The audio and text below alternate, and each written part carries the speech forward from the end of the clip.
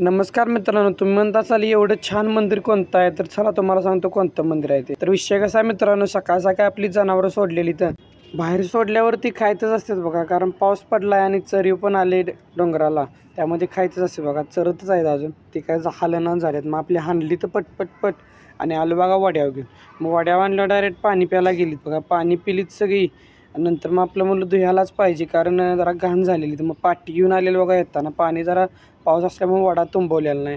मग काय हो, नुसतं त्यांच्याकडे बघून चालत नाही. मग वड्यात उतरलो बघा आणि पाणी मारायला चालू केलं आणि धुतली चकचकीत.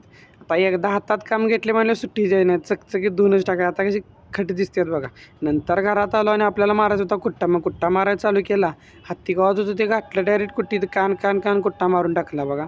मग नंतर आलो, आपलं दूध घाला जायचं होतं. मग दूध घाला निघाले बघा गावात. मग गावात आलो, आपली तर डेअरी आलेली. मग दूध घातलं. नंतर आपलं गावचं ग्रामदैवताचं मंदिर आहे सिद्धेश्वर मंदिर शिवारी. सिनेमॅटिक व्हिडिओ बघा तुम्ही.